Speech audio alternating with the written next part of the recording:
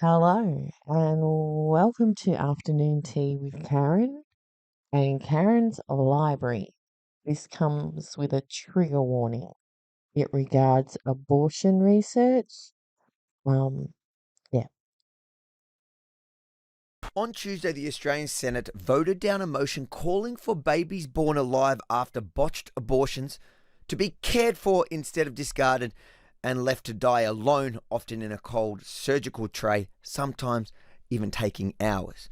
Joining me now is Dr. Joanna Howe, who's been campaigning hard on this issue for a very long time. Thank you, Joanna, for joining us.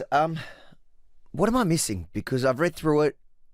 It doesn't seem very controversial. It's not 99. Yeah, sorry, it's not, Avi. 99% of Australians would support the proposition that if a baby survives an abortion, they should be treated as a person under the law and be entitled to medical care. And yet, in the Senate yesterday, 32 senators voted against that proposition. So it's actually unfathomable, but for the fact that we know parliaments do not represent the Australian people on this issue, and we've known that for a while. So Ipsos does a poll every year. Only 31% of Australians support abortion up to 20 weeks. In every state and territory, abortion is legal up until birth. So we know that our parliaments are much more extreme on this issue than the people, but the issue is the people just don't know what's going on. And even the debate yesterday, the mainstream media didn't report it. You won't find it in any major newspaper or television network. And yet I think it was the most important motion that we've had in a very long time, because it was about dealing with vulnerable Australian babies who are left to die after their abortion. Now, we witnessed recently heart-wrenching testimony by a midwife in Queensland to the Senate. I imagine that's where this came about. We've had babies born alive after terminations from 15 to 22 weeks, born alive, gasping for air, moving and having a palpable heart rate, fighting for their lives as we are humans designed to do. These babies were alive from anywhere from 2 to 20 minutes to 3 to 5 hours. Parents of these babies who are born alive after abortion do not want to see or hold them. This means the only person left who could possibly hold them is a midwife or a nurse. If this were a pregnancy loss of a wanted baby, the mother and father would usually comfort that baby while the baby was alive until they pass. In a termination of pregnancy where the baby is unwanted, babies are sometimes born into witches' hats or kidney dishes and taken out of the room immediately at the parents' wishes. If alive after abortion, the bereavement midwife or a regular midwife providing care for the woman holds the baby until the baby stops gasping, moving, or no longer has a palpable heart rate.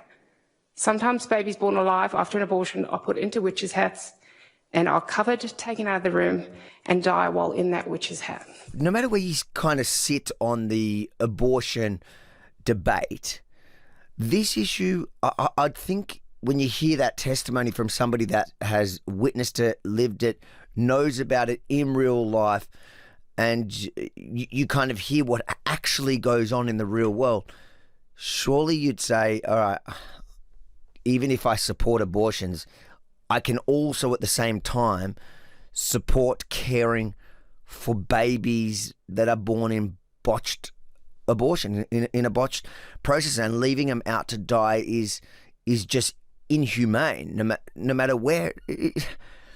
Yeah, it's torture. So Lou Adsett is a midwife. She's been a midwife for 14 years, has an exemplary performance record, never had any issues, and she had felt that it had just gone too far. So ever since Queensland legislated abortion up to birth in 2018, every year after that, the number of babies born alive and left to die after an abortion in Queensland has been in excess of 40.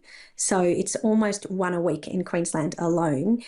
Lou Adsett has said there's increasing levels of social terminations, which we can see from the data, that babies up until birth are being aborted. They're perfectly healthy. And when we call this a social termination, we mean it's not for a medical reason. There's nothing wrong with that child and the mother doesn't have a physical health issue. And so these babies that are born alive and left to die, there's actually nothing wrong with a lot of them. And you could give them life-saving treatment and they could potentially live. But those that aren't going to live, This motion yesterday that the Senate voted against was actually just about palliative care, that we would treat them with the dignity that they deserve. To give you a first example, a mother made a decision to abort her baby at 21 plus weeks gestation. The process began in the morning with misoprostol given throughout the day. The process took all day, and the baby was only delivered during the early hours of a night shift, where skeleton staff was on duty. This baby moved vigorously, gasped for breath, and had a palpable heart rate. To make it clear, this baby was alive. It was over 400 grams, so the baby was a good weight. The parents of this baby did not desire to see or hold this baby. Midwives and doctors were left holding this little life while they continued to provide cares for other women who were birthing and welcoming their babies into the world. This baby boy fought for his life for 5 hours before taking his final breath. This is not an uncommon occurrence. Just recently, a mother decided to abort her baby at 19 weeks. The same misoprostol regime was started, and this little baby was born alive again, moving, gasping for air, and having a palpable heart rate, and once again, over 400 grams. This was a busy shift, and the midwife who took over care from the bereavement midwife when this baby was delivered, I was distressed and shocked that the baby was alive at 19 weeks and could not hold it. The baby was taken to the pan room, and as the mother declined to hold that baby, even knowing it was alive. The midwife who was providing care for this baby and mother who was terminated was also providing care for another lady who had decided to terminate her baby at a later gestation and had a feticide.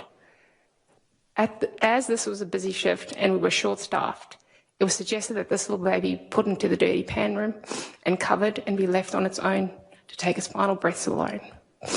As the baby kept on breathing for longer than anticipated, thankfully another midwife was able to hold the baby while doing work until the baby took its final breaths. This baby was alive for almost 3 hours. You know, this is absolutely shocking, but it's very hard to get the media's attention because they have a narrative that is pro-abortion, and this doesn't work with the narrative, you know. And but what I'm confused about that is I can't see it. No matter where you sit on the abortion debate, this feels beyond that. This feels like, okay, of course, yeah, the baby's being born. Yeah. It's a botched abortion. You've got a living human in front of you who either can be saved or at least given medications to die comfortably. How is that part of the abortion debate? That is just, I guess that's just about a decent human being. Well, the narrative of the abortion industry is that this is just a clump of cells, that abortion doesn't kill a baby. And so a clump of cells is gasping really for air. Yeah, it becomes really clear that this is a baby the minute you see a live birth after an abortion. If you're a little baby girl wriggling, gasping for air, crying, whimpering, and it's really clear that this is the really horrific reality of abortion up to birth. And yesterday, our politicians voted in an extremely heartless, cruel and barbaric way because these babies are being tortured worse than Guantanamo Bay. They are left to die gasping for air without anyone to comfort them or ease their pain or distress. They're being treated worse than we would treat animals in this country. I don't understand how anybody could have voted against the motion yesterday. It just really shows you how effective the abortion industry is. There must be money going to these political parties, to the Greens and to Labor, who voted unanimously. Who are the monsters?